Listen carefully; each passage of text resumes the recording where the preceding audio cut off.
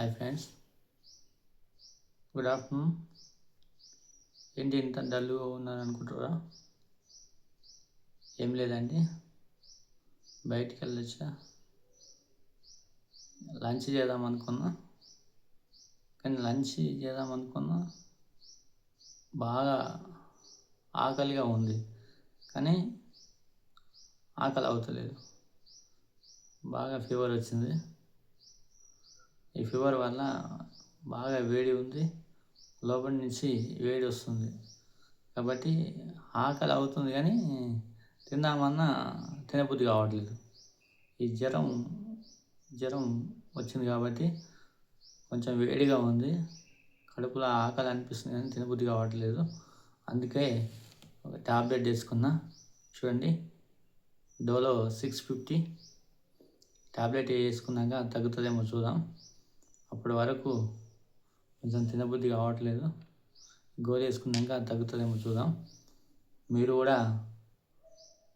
Fever వచ్చిన, అదేవిధంగా మోకాళ్ళ నొప్పిలో కానీ, అదేవిధంగా కడుపు నొప్పి కానీ, అదేవిధంగా తలనొప్పి కానీ, ముఖ్యంగా తలనొప్పి కూడా చాలామంది గోళీలు వాడుతుంటారు. తలనొప్పికి ఎక్కువ గోళీలు వాడొద్దండి.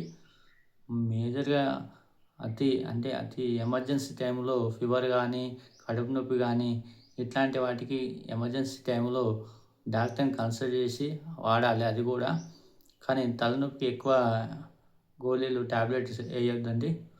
ముఖ్యంగా మనం ట్యాబ్లెట్ వాడినా మనం దేనికి ట్యాబ్లెట్స్ వాడుతున్నాం, అసలు డాక్టర్ని కన్సల్ట్ చేస్తున్నామా చేయమా, దాదాపు మనం మెడికల్ షాప్లో తెచ్చుకొని ఏ రకమైనటువంటి మనం తెచ్చుకున్నటువంటి ట్యాబ్లెట్లు డేట్ ఉందా, డేట్ లేదా, ఎక్స్పైర్డ్ అయిందా కాలేదా అని చూసుకోవాలి.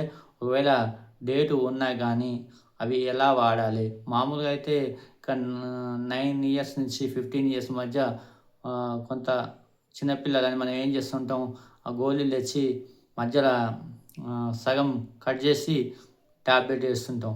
అయితే మధ్యలో ఏంటంటే ఆ స్కోర్ లైన్, మామూలుగా స్కోర్ లైన్ అంటే మధ్యలో ఉన్నటువంటి డోస్ తక్కువ ఉండాలని మధ్యన ఆ మందు బిల్లని విడగొట్టి సగం వేసేస్తాం.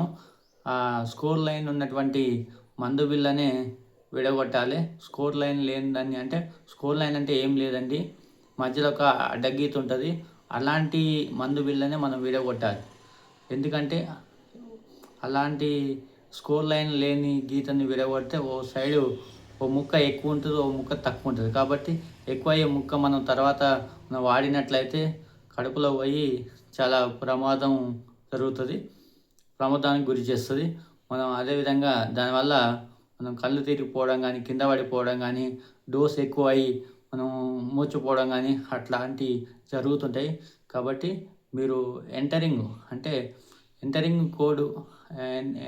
కోటింగ్ ఉన్నటువంటి మందు బిల్లని, అది ఎంటరింగ్ కోటింగ్ బిల్ అంటే మామూలుగా కడుపులో కరగకుండా పేగులోకి వెళ్ళాక కరిగించే పొర ఉన్నటువంటి ఈ మందు బిళ్ళలు ఈ విడగొట్టకుండా వేసుకోవాలి.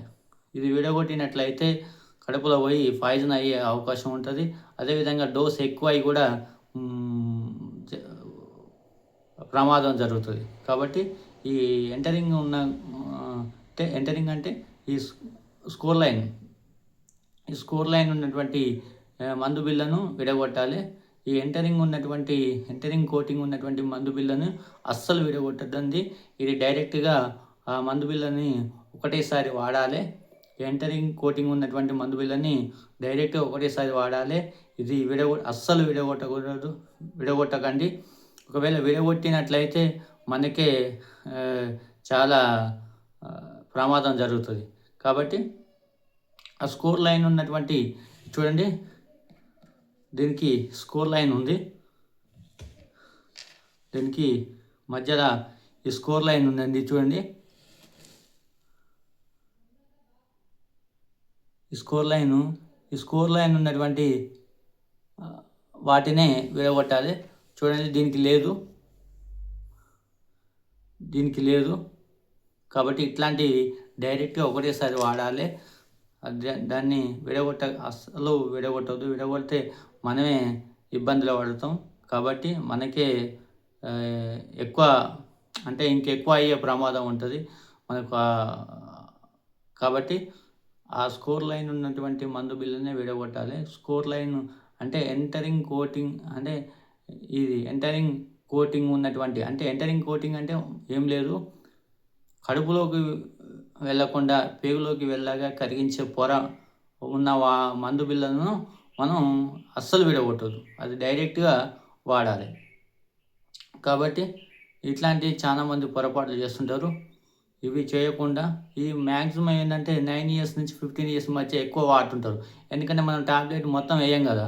ఎందుకంటే డోస్ ఎక్కువ ఉంటుందేమో అని ఆ మందు బిళ్ళని మధ్యలో 2 ముక్కలు చేసేస్తాం. 2 ముక్కలు చేసేస్తే విడగొట్టేస్తే అది స్కోర్ లైన్ ఉందా, స్కోర్ లైన్ లేదా, విడగొట్టేటటువంటి మనం దేనికి వాడుతున్నాం అంటే స్కోర్ లైన్ అనేటువంటి మనకు ఉండే మన ఫీవరా, తలనొప్పి లేకపోతే మోకాల నొప్పి కొన్ని వాటికి ఇచ్చేటటువంటి ట్యాబ్లెట్లు కొన్నిటికి స్కోర్ లైన్ ఉంటుంది, కొన్నిటికి స్కోర్ లైన్ అంటే మొత్తం ఒకేసారి వాడే గోళీలు ఉంటాయి, విడగొట్టేటటువంటి ట్యాబ్లెట్లు మందు బిళ్ళలు ఉంటాయి.